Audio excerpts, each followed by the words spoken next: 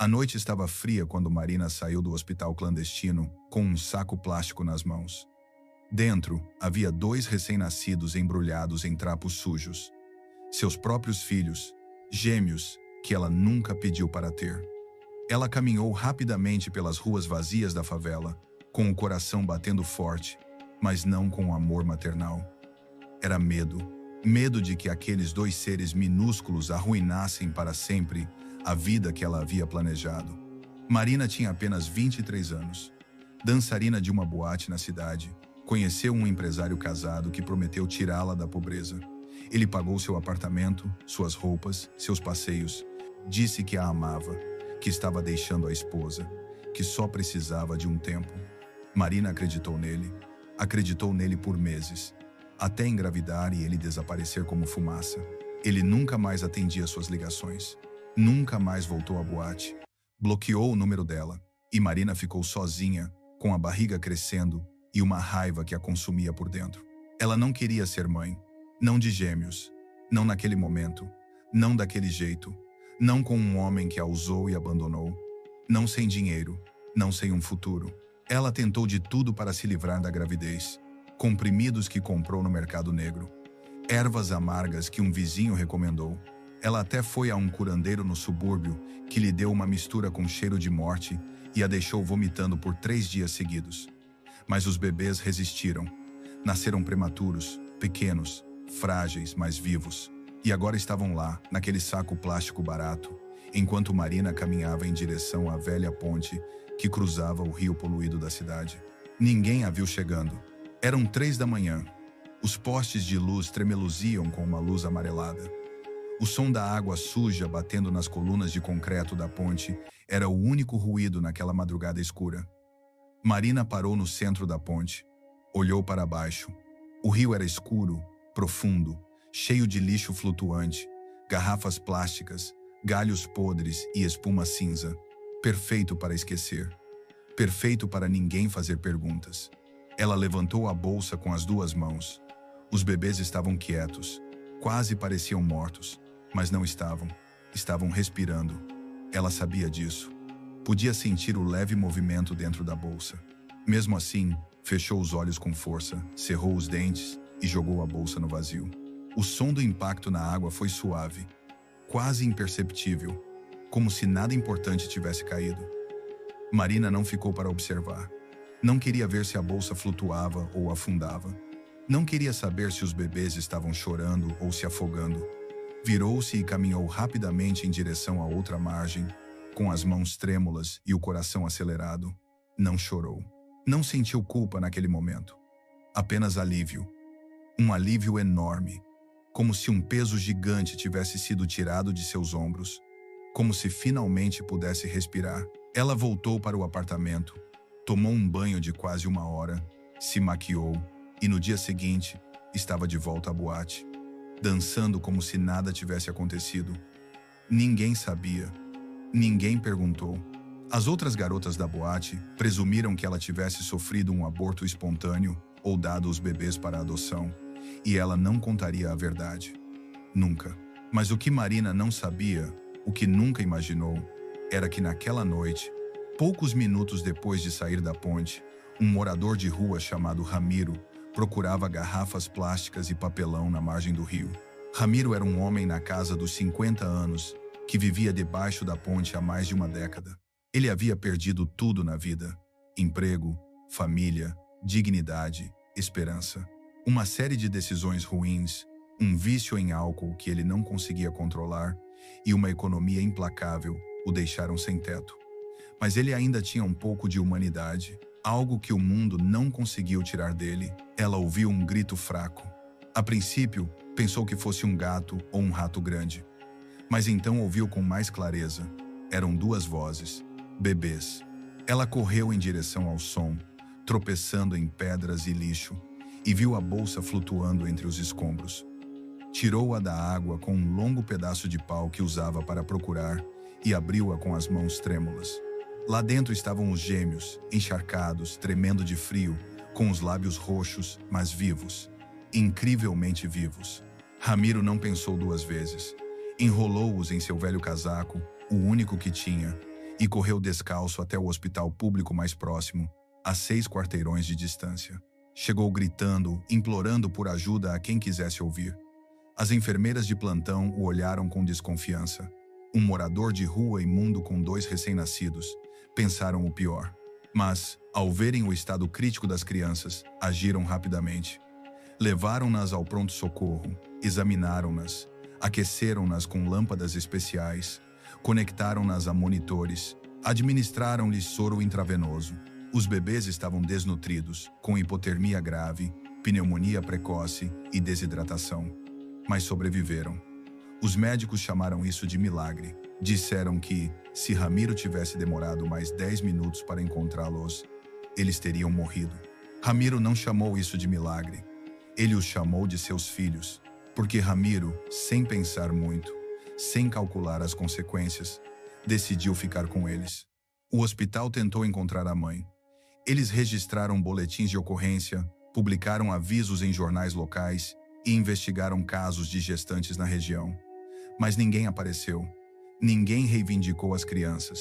E depois de 3 meses de intermináveis procedimentos burocráticos, avaliações sociais com assistentes sociais, visitando o local onde Ramiro dormia debaixo da ponte, entrevistas psicológicas e comprovando que, apesar de viver nas ruas, ele tinha um coração enorme e uma determinação feroz. Ramiro obteve a guarda temporária dos gêmeos.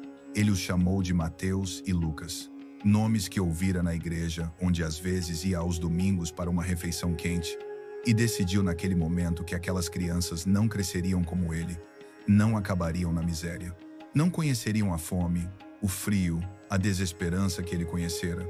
Ele faria tudo o que fosse humanamente possível para lhes dar uma vida decente, mesmo que isso significasse sacrificar o pouco que tinha. Ramiro parou de morar debaixo da ponte, parou de beber álcool completamente, cortou relações com outros moradores de rua que só queriam ficar bêbados e esquecer.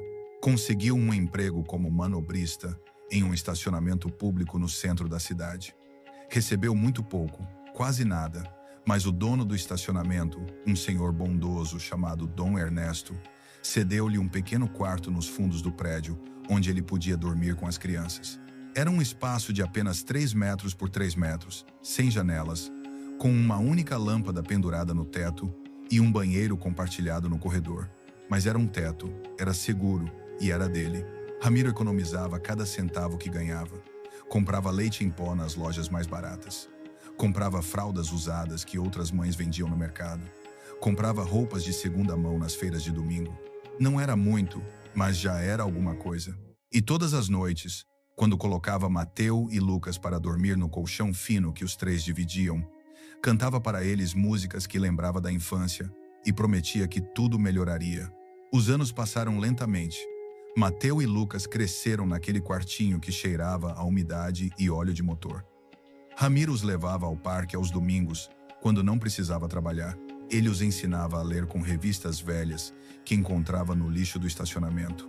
Contava histórias de ninar inventadas sobre piratas, astronautas e super-heróis. Dizia que eles eram especiais, que haviam sobrevivido a algo que a maioria das pessoas não teria sobrevivido. E isso significava que tinham um propósito importante neste mundo. Quando os gêmeos completaram 7 anos, Ramiro os matriculou em uma escola pública a 10 quarteirões do estacionamento. Ele comprou mochilas e cadernos usados para eles. As outras crianças zombavam deles porque suas roupas eram remendadas e porque cheiravam a óleo de motor, porque o pai deles era um manobrista que mal sabia escrever o nome, porque moravam em um quarto nos fundos de um estacionamento. Mas Mateu e Lucas não cederam às provocações. Estudavam com lanternas quando faltava luz. Faziam a lição de casa no chão porque não tinham mesa nem cadeiras. Dividiam um único lápis entre si. E sempre tiravam as melhores notas da turma inteira. Um dia, um professor chamado Julian percebeu o potencial extraordinário dos gêmeos.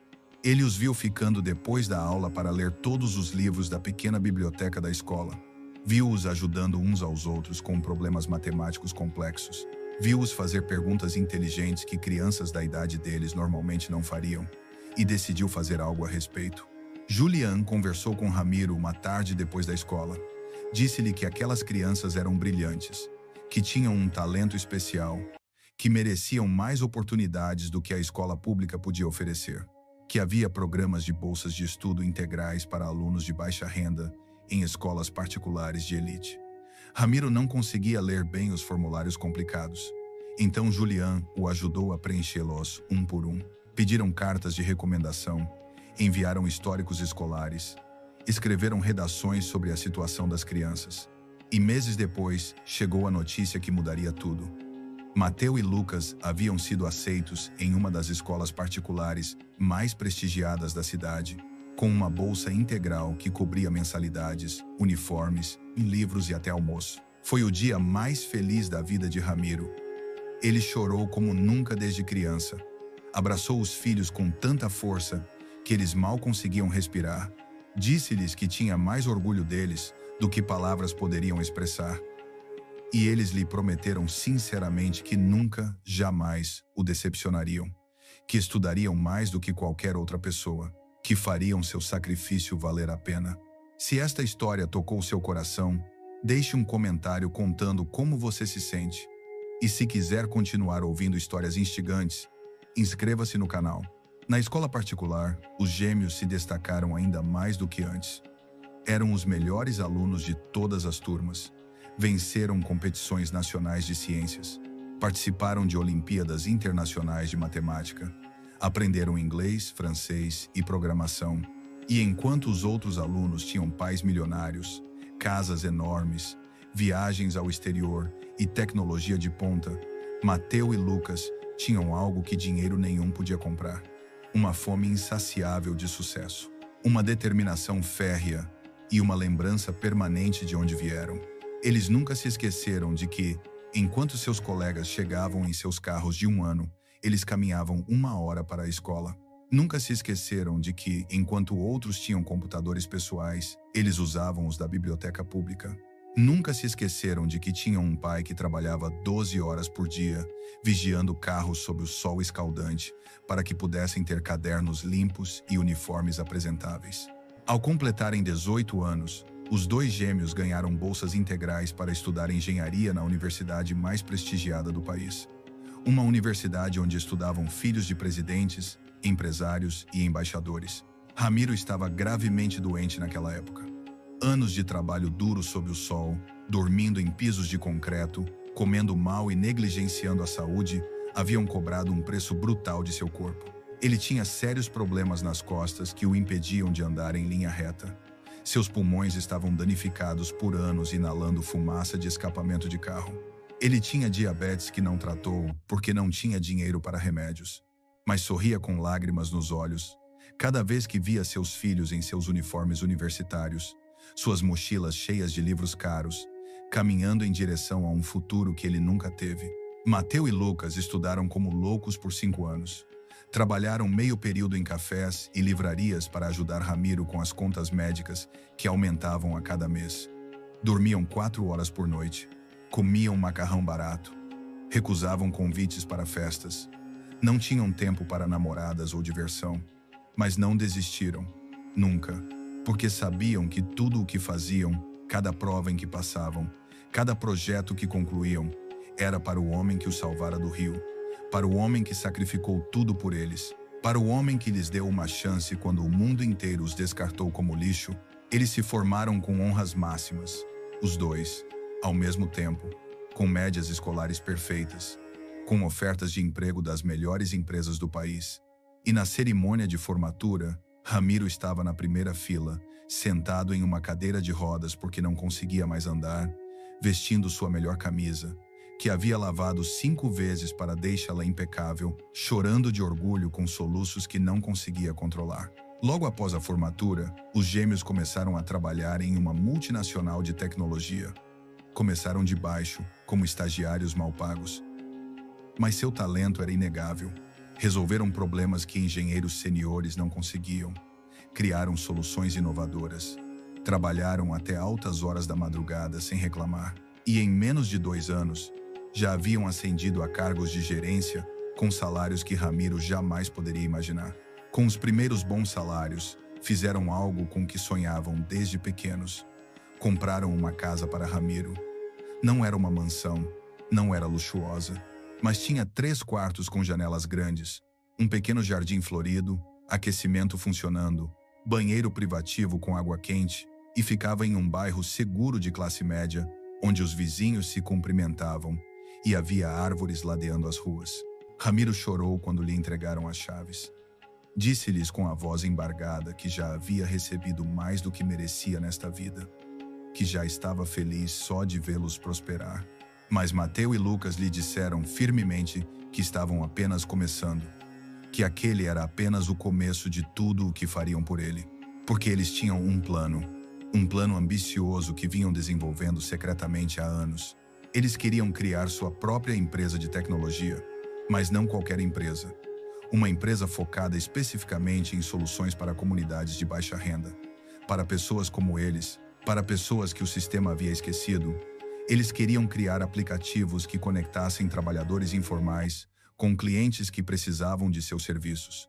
Plataformas digitais onde pequenos empreendedores de bairros pobres pudessem vender seus produtos sem que intermediários ficassem com a maior parte dos lucros. Sistemas de educação digital totalmente gratuitos para crianças que não tinham acesso a boas escolas. Ferramentas financeiras para pessoas rejeitadas pelos bancos tradicionais. Eles trabalharam no projeto por 3 anos, mantendo seus empregos regulares. Eles economizaram cada centavo que podiam. Eles moravam em um pequeno apartamento compartilhado para evitar gastar com aluguel. Eles comiam refeições simples e caseiras. Eles não compravam roupas caras ou tecnologia desnecessária. Todo o dinheiro excedente ia para o fundo da empresa. Eles buscaram investidores apresentando sua ideia a dezenas de empresas de capital de risco, que os rejeitaram repetidamente, dizendo que um negócio focado nos pobres não era lucrativo. Eles lançaram seu projeto em competições de startups, onde foram ridicularizados por terem sotaques que traíam suas origens humildes. Mas eles não desistiram. Eles continuaram tentando. Eles continuaram aprimorando seu discurso. E, finalmente, depois de serem rejeitados 27 vezes, eles garantiram financiamento inicial de um investidor que cresceu na pobreza e entendeu sua visão. A empresa foi batizada de Ponte, como a ponte onde quase perderam a vida naquela noite fria há mais de 20 anos, mas também como um poderoso símbolo de conexão, de se mudar de um lugar para outro, de não ficar preso na miséria, de estender a mão aos necessitados. Os 3 primeiros anos da empresa foram brutalmente difíceis. Houve meses em que Mateu e Lucas ficaram sem salário para pagar sua pequena equipe de 5 funcionários. Houve semanas em que dormiram no escritório para economizar tempo no deslocamento.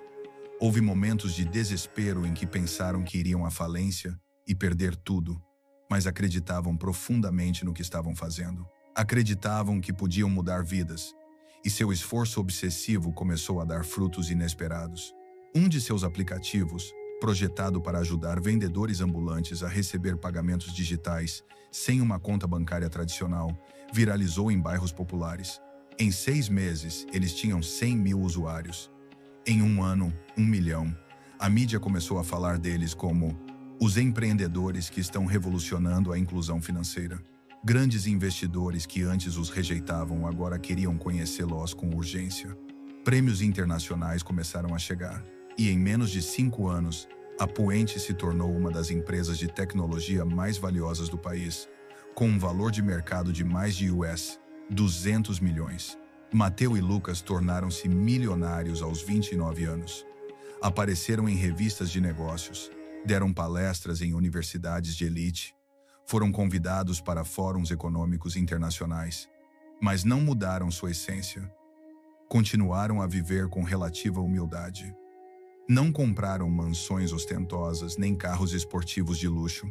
Continuaram a visitar Ramiro todos os domingos, sem falta, para jantarem juntos e lhe contarem sobre seus projetos. E continuaram a se lembrar todos os dias de onde vieram e por que fizeram o que fizeram. Enquanto isso, a centenas de quilômetros de distância, Marina continuava trabalhando na mesma boate onde frequentava havia 20 anos. Mas ela não era mais a jovem dançarina atraente de outrora. Tinha 43 anos, rugas profundas ao redor dos olhos e da boca, quilos a mais que nenhuma dieta conseguia remover, estrias na barriga que a lembravam da gravidez que tentara esquecer. e nenhum empresário rico a procurava ou sequer olhava para ela. As jovens haviam tomado seu lugar no palco principal. Ela agora limpava mesas e servia bebidas nos fundos da boate. Ela morava sozinha no mesmo pequeno apartamento, de um cômodo em que sempre morou. Bebia muito vinho barato todas as noites. Fumava 2 maços de cigarro por dia. Tomava pílulas para dormir porque a insônia a atormentava constantemente. E todas as noites, quando finalmente fechava os olhos depois dos comprimidos e do álcool, via exatamente a mesma imagem recorrente. Um saco plástico caindo em câmera lenta na água escura do rio. Às vezes, em seus sonhos, ela corria para pegá-lo, mas nunca chegava a tempo. Às vezes o saco se abria no ar e ela via os rostos dos bebês olhando para ela enquanto caíam. Às vezes, ela acordava gritando. Ela nunca esqueceu o que fez naquela noite. Mesmo se esforçando tanto, mesmo mentindo para si mesma, dizendo a si mesma que não tinha escolha, mesmo tentando se convencer de que tinha feito a coisa certa, a verdade era que ela vivia em um inferno mental permanente. Um inferno de culpa que nenhuma quantidade de álcool conseguia afogar. Um dia, Marina estava limpando mesas no clube quando viu uma reportagem especial na televisão do bar sobre 2 jovens empreendedores de sucesso que haviam criado uma empresa de tecnologia revolucionária. O jornalista falou animadamente sobre a história inspiradora deles, sobre como eles foram abandonados quando recém-nascidos e milagrosamente resgatados por um homem humilde que os criou com amor incondicional, apesar de viverem em extrema pobreza. Eles mostraram fotos atuais deles em ternos elegantes, mostraram vídeos de seus escritórios modernos, mostraram gráficos de seu sucesso empresarial. E Marina sentiu como se o chão tivesse literalmente se aberto sob seus pés e a engolido para um abismo. Eram eles, os filhos dela, os bebês que ela havia jogado no rio naquela noite congelante. Ela ficou completamente paralisada em frente à televisão, segurando um pano sujo. Não conseguia respirar, não conseguia se mexer, não conseguia acreditar no que seus olhos viam. Eles haviam sobrevivido, não apenas sobrevivido, eles haviam triunfado espetacularmente. Eram milionários, famosos, bem-sucedidos, admirados, respeitados. Tudo o que ela nunca conseguira ser, tudo o que ela havia destruído na própria vida com más escolhas. Durante semanas a fio, Marina não conseguia dormir, mesmo com os comprimidos mais fortes. A culpa a corroía por dentro como um câncer emocional. Ela parou de trabalhar, trancou-se em seu apartamento. Começou a pesquisar obsessivamente tudo sobre Mateo e Lucas. Lia todas as entrevistas que eles já haviam dado a jornais e revistas. Assistia a todos os vídeos deles online, estudava cada foto, tentando encontrar algum traço físico seu em seus rostos. E em cada palavra que diziam nas entrevistas, em cada sorriso genuíno que mostravam, em cada conquista que celebravam, ela via tudo o que lhes havia negado. Via tudo o que haviam conquistado apesar dela. Apesar de sua tentativa de matá-los, finalmente, após um mês de agonia mental insuportável, Marina tomou uma decisão desesperada. Ela precisava encontrá-los. Precisava falar com eles pessoalmente. Precisava se desculpar. Precisava tentar explicar por que fizera o que fizera, mesmo sabendo que não havia explicação que justificasse o abandono de bebês em um rio.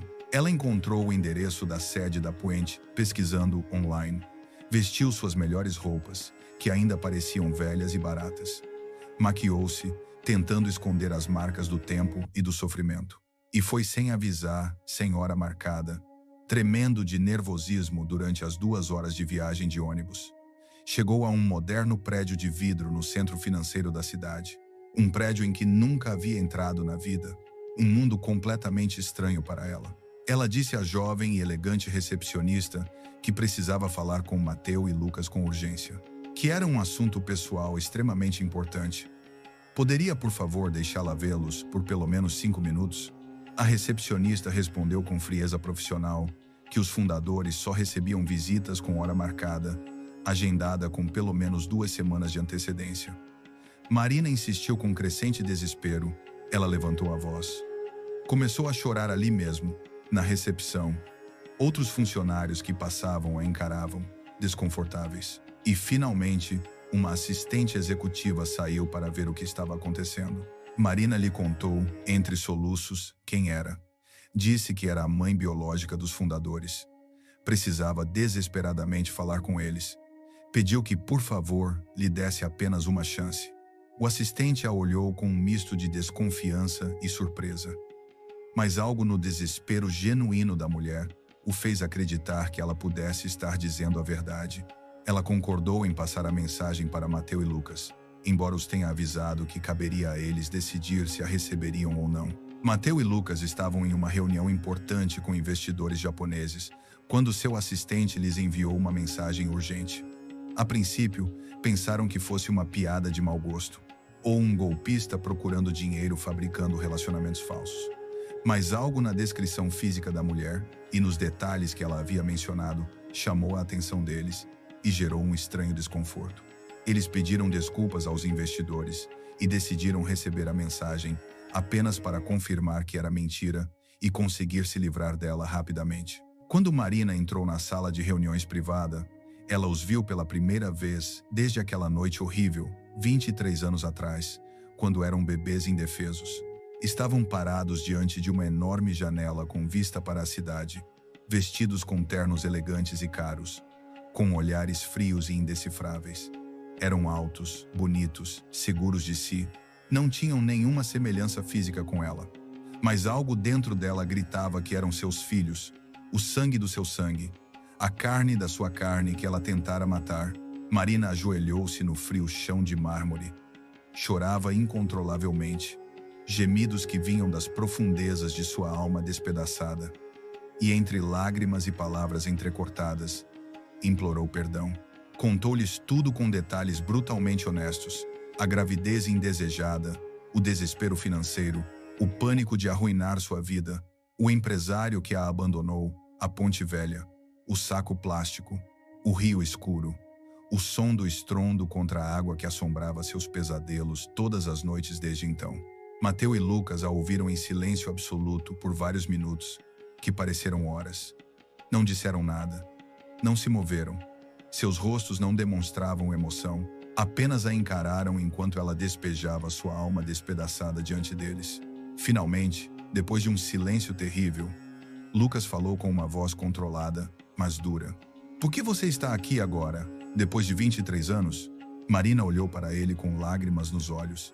Porque sinto muito. Porque o que fiz foi terrivelmente errado.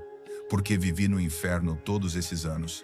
Porque preciso de perdão para poder continuar vivendo. Mateu balançou a cabeça lentamente. Você não veio porque estava realmente arrependido. Você veio porque nos viu na TV. Porque somos milionários de sucesso.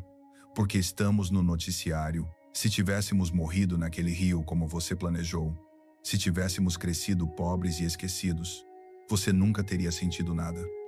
Você nunca teria vindo nos procurar. Você nunca teria derramado uma única lágrima. Marina tentou se defender fracamente, gaguejando alguma desculpa, mas Mateu continuou falando com uma frieza cortante. Você nos jogou num rio como lixo, como se fôssemos lixo. Você nos deixou para nos afogar ou morrer congelados. E se ainda estamos vivos hoje, não é graças a você ou à sua consciência. É graças exclusivamente a um homem que não tinha absolutamente nada de material neste mundo, mas que tinha um coração enorme e nos deu tudo o que tinha. Lucas acrescentou com a voz trêmula de raiva reprimida. Aquele homem é nosso pai, o único pai que temos e reconhecemos.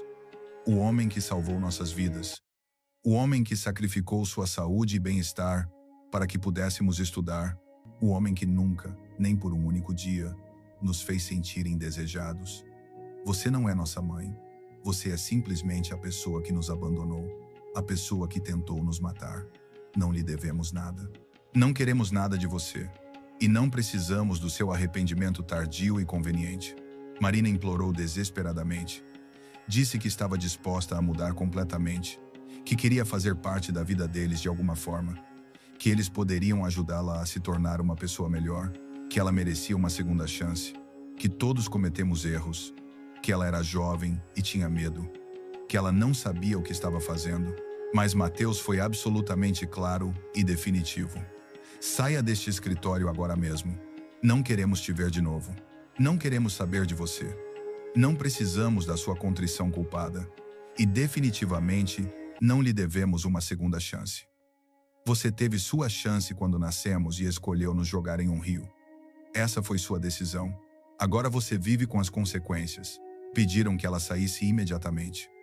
Um segurança apareceu na porta para escoltá-la se necessário. E Marina saiu do escritório completamente devastada, cambaleando, soluçando de um jeito que chamou a atenção de todos os funcionários. Ela saiu do prédio e caminhou sem rumo pelas ruas por horas, até escurecer. Meses se passaram. Marina entrou em depressão clínica grave. Parou de trabalhar no clube para sempre.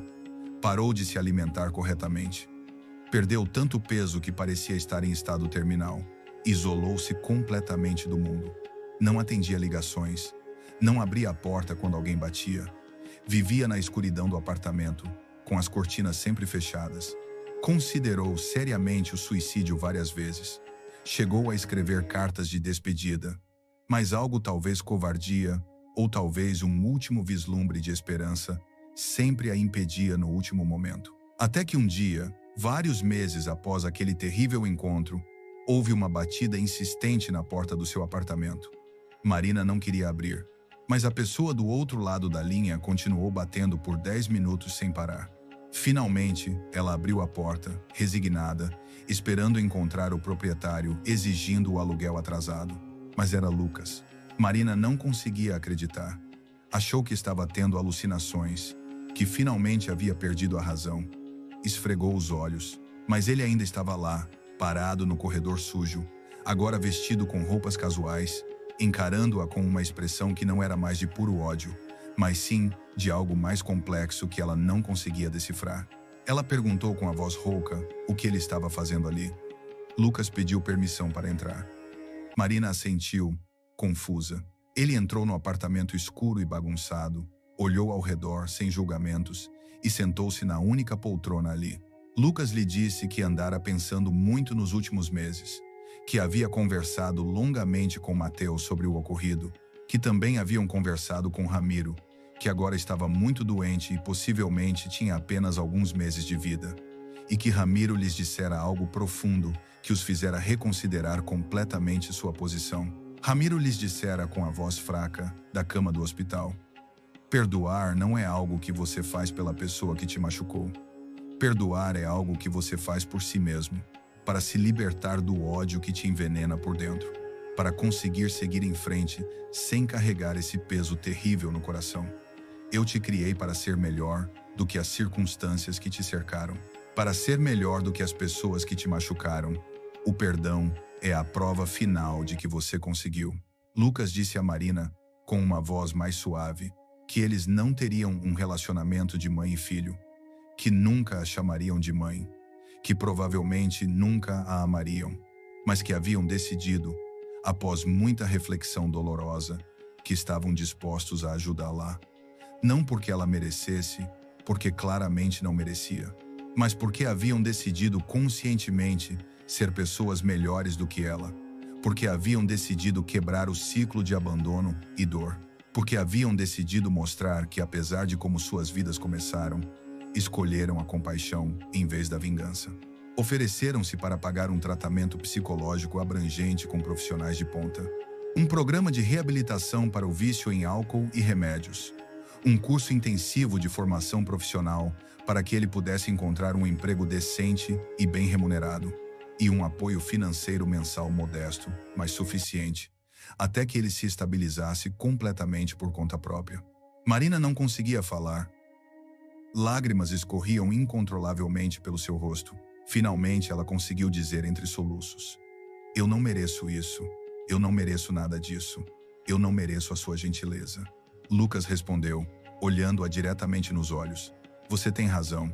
Você não merece isso. Mas nós não somos você. Nós escolhemos ser diferentes. Marina aceitou a ajuda com profunda humildade. Chorou com genuína gratidão pela primeira vez em décadas. E pela primeira vez desde aquela noite horrível na ponte, sentiu algo semelhante à paz interior. Não era felicidade, não era alegria, mas era uma pequena luz na escuridão absoluta que havia sido sua vida. Com o tempo e muito trabalho terapêutico intenso, Marina começou lentamente a reconstruir sua vida despedaçada. Concluiu um tratamento psicológico que durou quase 2 anos. Superou seus vícios, com muitas recaídas ao longo do caminho, mas com extrema determinação. Concluiu o curso de formação e conseguiu um emprego simples, mas honesto, em um refeitório comunitário que servia refeições gratuitas para crianças de baixa renda em um dos bairros mais pobres da cidade. Ele não ganhava muito dinheiro, vivia modestamente, mas sentia que finalmente estava fazendo algo de bom na vida, algo que lhe dava um propósito real, algo que de alguma forma, mesmo que nunca compensasse o que ele fazia, pelo menos lhe permitia ajudar outras crianças vulneráveis. Marina nunca se tornou uma parte ativa da vida de Mateo e Lucas. Eles mantiveram a distância emocional necessária para a própria saúde mental. Comunicavam-se ocasionalmente por mensagens curtas. Ela lhes enviava fotos do refeitório onde trabalhava. Eles perguntavam educadamente como estava a sua saúde, mas nunca houve abraços, nunca houve jantares em família, nunca houve a relação mãe-filho que poderia ter existido em outras circunstâncias. E Marina aceitou. Ela entendia que era o máximo que podia esperar e era profundamente grata até por isso. Ramiro morreu aos 73 anos na casa que seus filhos lhe haviam comprado, cercado por Mateo e Lucas, que seguraram suas mãos durante suas últimas horas. Em seu último suspiro, ele lhes disse que se orgulhava deles, que tinham sido a melhor decisão de sua vida, que tinham preenchido seus últimos anos com significado, que ele os amava mais do que palavras poderiam expressar. Mateo e Lucas lhe proporcionaram um funeral lindo e digno. Convidaram Dom Ernesto, do estacionamento, Julián, o professor que os ajudou a conseguir as bolsas de estudo, e todos que de alguma forma fizeram parte da sua história. E na lápide de mármore preto, escreveram: Ramiro Sanches, o homem que nos salvou do rio e nos ensinou que o verdadeiro amor não tem nada a ver com sangue. O pai que escolhemos e que nos escolheu. O herói que nunca desistiu de nós. Marina foi ao funeral, ficou no fundo, sem se aproximar, chorando silenciosamente. Sabia que não tinha o direito de estar na primeira fila. Sabia que aquele lugar pertencia a outros, mas precisava estar lá. Precisava homenagear o homem que fora o pai de quem ela nunca se tornou mãe. Hoje, 10 anos depois de tudo isso, Mateo e Lucas têm 39 anos. Eles continuam administrando a Puente, que agora opera em 12 países latino-americanos, e já ajudou mais de 50 milhões de pessoas a escapar da pobreza extrema ou a melhorar significativamente suas condições de vida. Eles criaram empregos para centenas de milhares de pessoas. Forneceram bolsas de estudo para dezenas de milhares de jovens talentosos de baixa renda.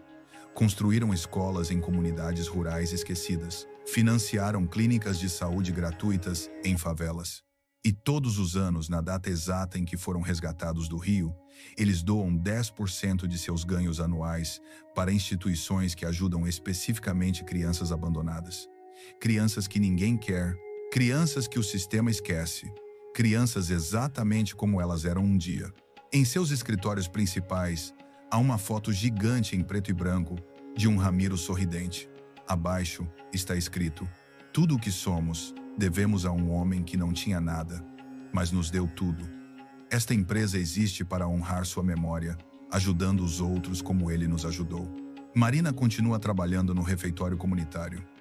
Agora, ela coordena um programa de acolhimento familiar para mães adolescentes em crise que estão pensando em abandonar seus bebês.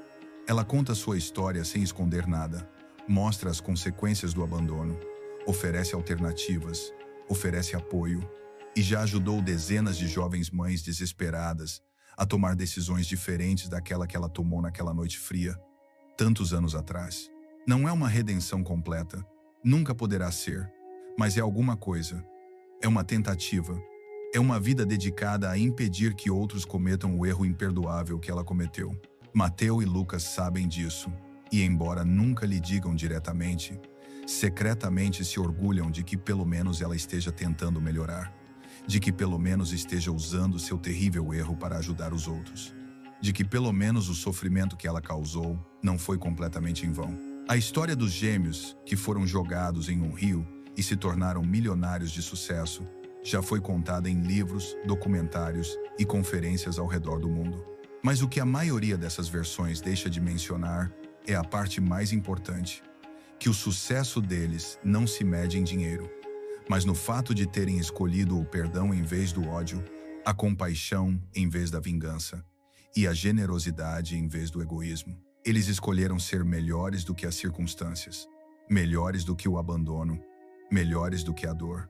E nessa escolha diária, nessa decisão constante de ajudar os outros, em vez de se amargurar, encontraram algo muito mais valioso do que qualquer fortuna.